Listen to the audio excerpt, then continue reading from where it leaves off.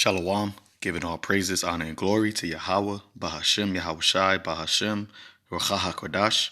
Double honors to the apostles, a great millstone. Peace, love, salutations, and blessings to the house of David, which is the elect, the men, women, and children that are predestined to receive salvation and to be the first fruits of the kingdom of heaven, which is the kingdom of Israel. Yahweh is the Heavenly Father's true name in ancient Hebrew, the God of Abraham, Isaac, and Jacob. Yahushai is the name of his only begotten Son, the Savior of the nation of Israel, starting with the elect, who the world ignorantly calls Jesus Christ. So this is just going to be a exhortation slash, warning, lesson, okay, entitled something to the effect of Castaways and Slothful servants. And we're just going to get right into it. This is 1 Corinthians 9, verse 24. Says, know ye not that they which run in a race run all, but one receiveth the prize. So run that ye may obtain. All right, because when you in a race, you don't run to come in second place. You don't enter into a competition or in an event that is competitive to come in second place or third place, fourth place, that this and that. And it's actually funny because yesterday I was watching the Eagles and Redskins game, or Washington football team now that they're called, and a lot of people were basically coming talking down and talking smack towards the coach of the Eagles, because it seemed as though he was playing to lose. All right, he was playing to not actually win that game, and that is a very dishonorable. It's a very dishonorable thing, especially, if you, and this is on a carnal side, on a corruptible side, when you are out there, on the field, you're fighting, but you're fighting, or in the coach's sense, you're fighting an opponent with the attempts to lose. So when people have, and especially men, okay, men have that competitive spirit. A true man is going to have that competitive nature about himself. Right? So this is why Paul is saying, know ye not that they which run in a race run all. So everybody is running, but only one receiveth the prize. Right? So like when you're in a race, everybody's running, everybody's, running, giving it their all, but only one is going to receive that prize. And it's the one who The one who wins. So this is why Paul is saying, so run that ye may obtain. So you're supposed to be, even though only, it's not going to only be just one person that is going to be a part of the elect, but you should be running and giving it your all, as if there's only one spot, as if there's only one, a crown that's going to be given to the victor. That's how, and Paul is using this example to show you how much you should exert yourself, how much you should put forth the effort to run so that you may obtain. Verse 25, and every man that striveth for the masteries is temperate in all things. Okay. So you're striving for the masteries, meaning you're striving for the crown. You're striving to be considered, the top dog, or can be considered, once again speaking on a race, analogy. You're striving to be considered the champion. You have to do that. In order to do that, you got to be temperate in all things, right? Because somebody who is a runner, or a bicyclist, or somebody that plays, tennis, whatever, they are constantly, sharpening their skills. They're constantly, practicing, so that when the time of competition comes, they have, exhausted all of their efforts in order to master that craft. Right. So this is how we are supposed to be in the spiritual sense, because he says right here, now they do it to obtain a corruptible crown. People talk about the Mamba mentality, which is Kobe Bryant. He had the mentality of always wanting to be dominant, always wanted to be great. All right, not settling for anything less than greatness. All right, not 99.9, not 99.996, but he wanted to be he always gave it 100% and always gave it his all, because he wanted to be great. All right, but they do that to obtain a corruptible crown, because in the end, what did that get Kobe Bryant? It got him being killed in a helicopter. Okay. His legacy was he lived, played basketball, for 20 years, all right, retired for 4 years, and then had some broken fingers and a torn ACL, okay, and then at the end of all that, he just dies in a helicopter crash with his daughter and some other Edomites. Okay, that's a corruptible crown. But we an incorruptible. So if they're able to do these things, give it their all for something that is corruptible, how much more are we should be in the mentality of doing it for the incorruptible? Okay, the Mamba mentality, which once again they say that mentality should be surpassed for all the believers that's in this truth, man. Okay, we're supposed to be striving for greatness because our reward is an incorruptible crown. So we're supposed to be giving this our all, man. We're supposed to be constantly meditating, constantly, trying to prove our in our skill, improve our service unto Yahweh Bashem Yahweh Shai, because Yahweh Shai is the one that is going to reward us for our efforts. Verse 26.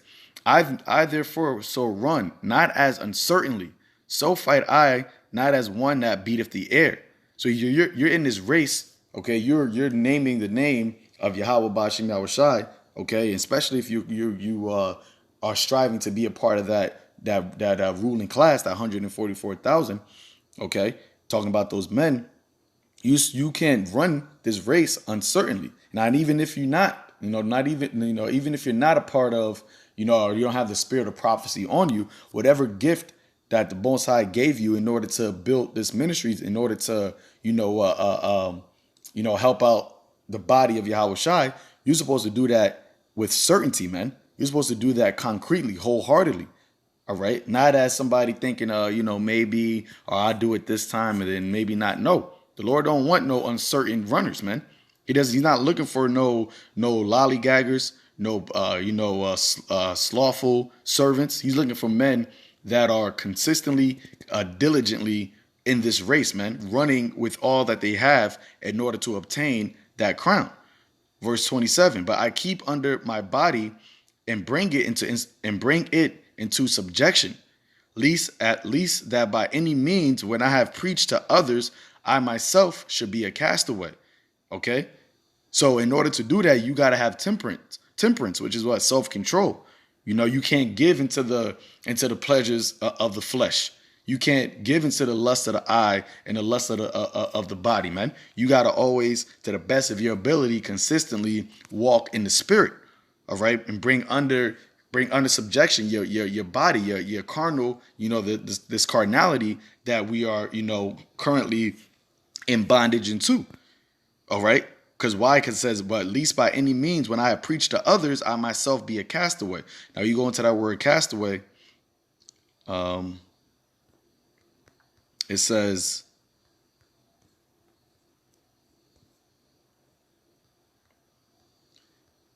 not standing the test, not approved. It says that which does not prove itself such as it ought. Okay.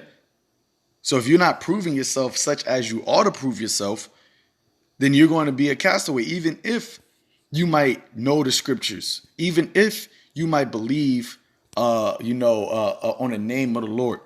But what did King David say? I believe, therefore have I spoken. Speaking this word, confessing, professing, it is a sign of belief, man. Okay, being a prophet is a sign that you actually believe the words of Yahweh Bashem Yahweh Shai. Now, that's not the only sign, but that is a very telling sign that you are actually a believer, man. All right, that's why James said what? Faith without works is dead. Show me thy faith without works. I'll show you my faith by my works.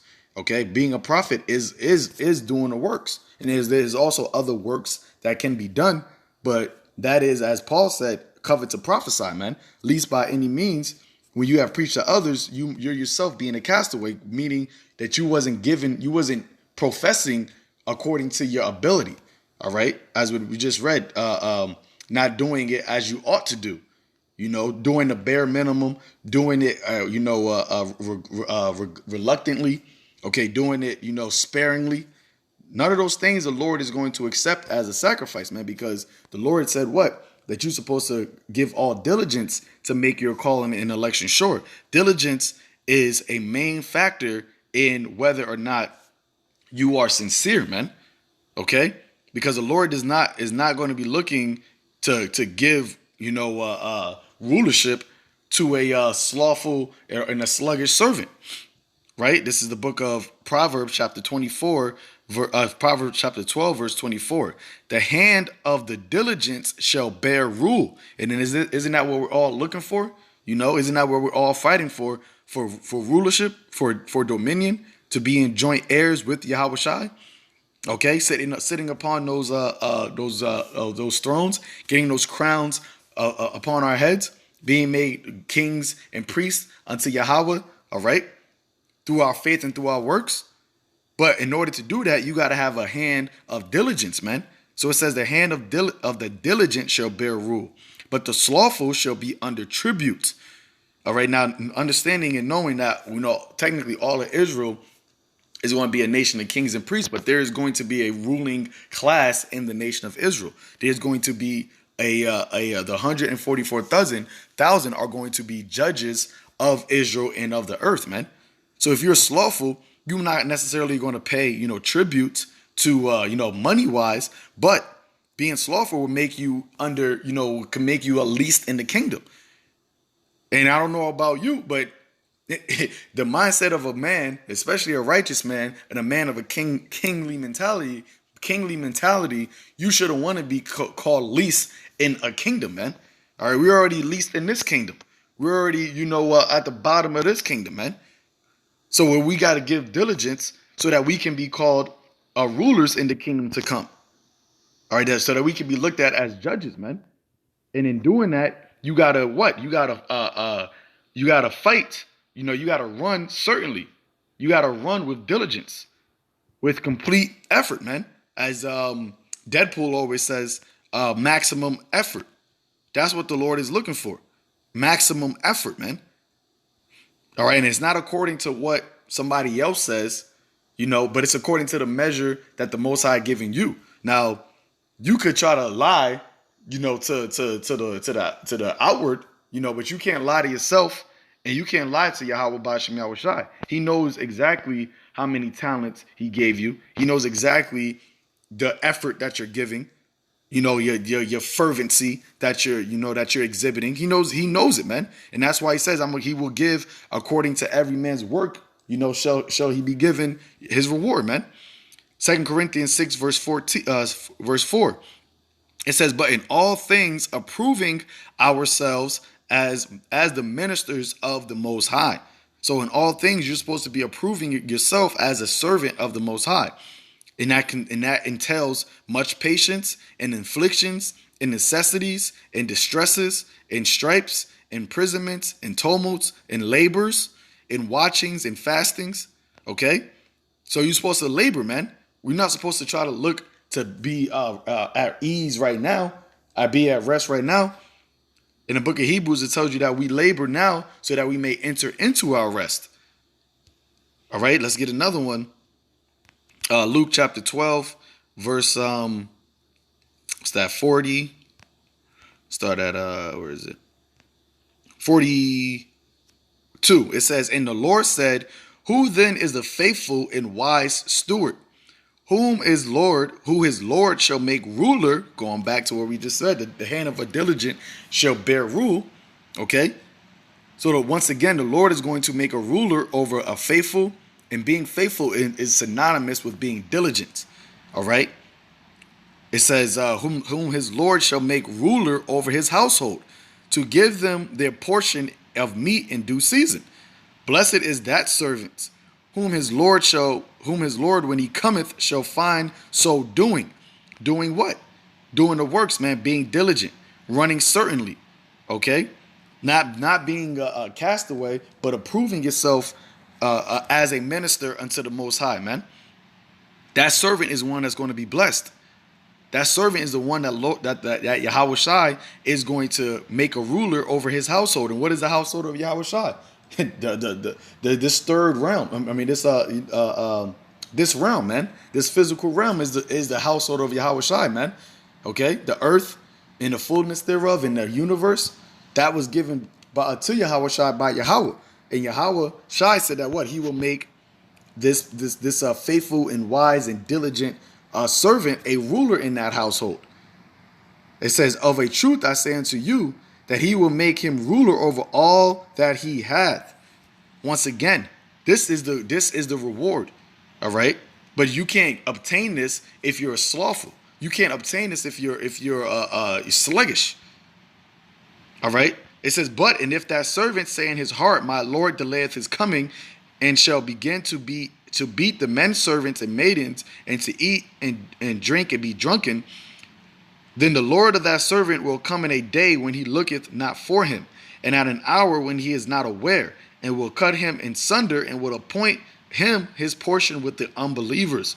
Once again, because if you become a slothful, if you become a slack, all right, if your hands, wax weak, then you're going to be and you're going to be given a portion of somebody who is just as an unbeliever. What did Yahweh Shai say? And I'll get that in the book of Revelation, the 3rd chapter.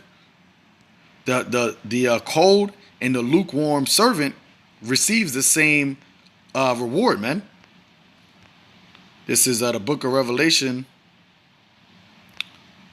Where is it? Revelation chapter 3, verse 15.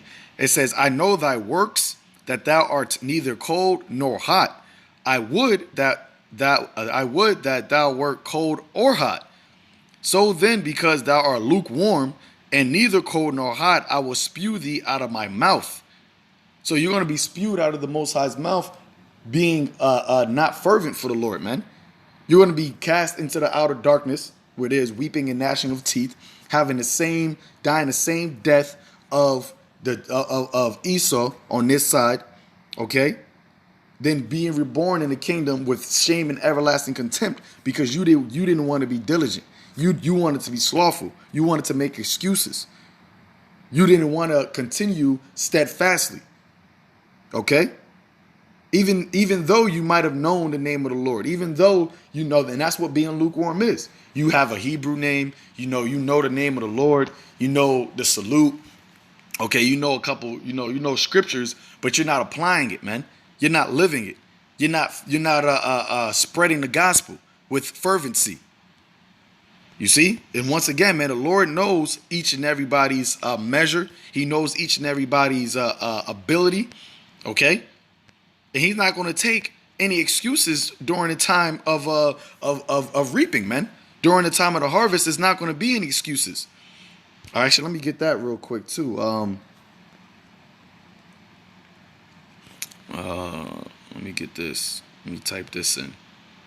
All right, because during the time of the reaping, man, the Lord said that you want to get according to your works, and that's fair.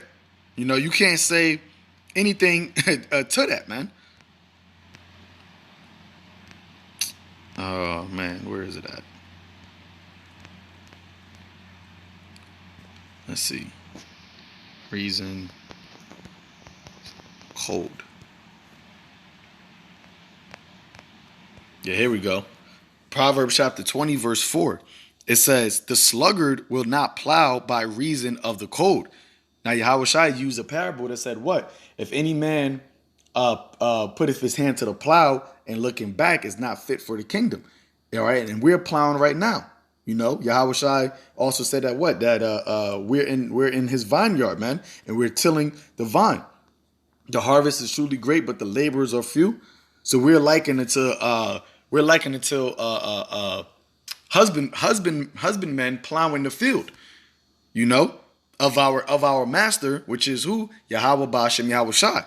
But the sluggard will not plow by reason of the cold. And that cold can represent the literal cold, because you got a lot of men when the time, gets into the winter time, they don't want to go out and teach. They want to teach in the most opportune, weather, where the scriptures tells you to be instant in season and out of season. Okay, but also cold also represents adversity, represents affliction. Okay, represents inopportunity. You still got to plow even if the time Even in adverse times, man. You still got to plow even when it's not the most opportune time. And that plowing is doing the works. But the sluggard will not plow by reason of the cold. Therefore shall he beg and harvest and have nothing. Okay? And the time is coming of the harvest, man. The time is coming where the Lord is about to reap. All right, what is that in the book of Revelation where he said, put thy sickle, into the earth, not verbatim, for the harvest is ripe. So we're in a time of the harvest, man. And if you do not have any fruits, because that's when the fruits are, the trees bear its fruits is during the harvest season when you're gathering up the grapes, gathering up the vineyard. But if you didn't plow, and then when the time of the harvest come, you're not going to have anything. You're not going to be made to be fruitful. All right, you're going to be looked at as that fig tree that didn't bear any fruit. And what did the Lord do to that fig tree? He cast it away. He cursed it. All right, and that's why Yahushua in the book of Matthew, the 7th chapter, where is it? Matthew 7, verse 19.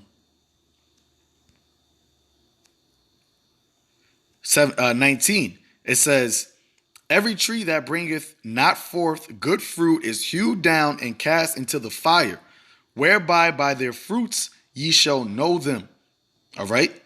So you're gonna be known by your fruits, by your labor, by what you have produced. And if you're not producing, or if you're producing minimally, you're producing sparingly, then you're not a fruitful tree, man. Okay. Think about it like this: what tree is looked at to being more productive and more of a desired tree? A tree that has multiple fruits on it. Okay, nice, ripe and big and juicy fruits, or a tree that has one apple here that might be decaying, another apple, that's not even fully, coming to its maturity, another apple that is that got worms on it, that's being eaten and everything. That tree gonna be hewed down. It's not no good fruit on that tree. But the Lord said, what? Whereby by their fruits ye shall know them. He was talking about his disciples, man. They're going to be the ones that follow the Lamb, whether he goeth, the 144,000, they're going to be known by their fruits. That's why it is spoken about in the book of Revelation that what? That their works do follow them, man. Okay, blessed are they that died henceforth in Hamashiach, for their works do follow them. You see, you're going to be known by your faith and by your works, man. And your faith is known by your works. So you can't just say, I believe, because he says it right here, verse 21. Not everyone that saith unto me, Lord, Lord, shall enter into the kingdom, but he that doeth the will of my Father which is in heaven. Okay? The ones that are doing the will, man. Not the ones that are just talking, not the ones that just, every so often or whenever it's convenient for them to do the will, but the ones, as Yahushua said, blessed is that servant when his master comes shall find him so doing. All right, that is the one that is going to be granted the right to be a ruler in his household, man. The ones that's going to be granted kingship, the ones that's going to be granted joint heirship, man. And that's what we are fighting for. That's what you should be fighting for. Okay. Romans chapter 12, verse 11. Not slothful in business, fervent in spirit, serving the Lord. And once again, the main primary way to serve the Lord is by professing, is by prophesying. But there's many different offices in the body of Yahushua, man. Ultimately, you got to give yourself wholly unto your gift. Okay? Wholly unto your gift. WHOLLY, man. Meaning completely. So that you may be profitable, may be a profitable servant. So that Yahushua can say, what? Well done, my good and faithful servant. Don't be that napkin nigga, man. All right, the man that gave, the Lord gave his talent to one talent, and he didn't use his talent to be profitable, but he hid his talent. What did the Lord say unto him? He said, what? Thy wicked and slothful servant. Being slothful is considered wicked unto the Most High, man. To Yahweh Ba'ashem Yahushua. Understand that, man. Even you got to really consider that you being slothful means that you are really not about your father's business. You don't want the kingdom. You don't desire Yahweh Shai's household to be fruitful. So that's considered wicked in the eyes of the Lord, man. And you should fear if you are slothful. All right, you should fear if you are being if you are a sluggish, man. Okay, and this is why this warning and this exhortation is going out. All right, this is book of Proverbs, chapter 24, verse 30. It says, I went by the field of the slothful and by the vineyard of the man void of understanding.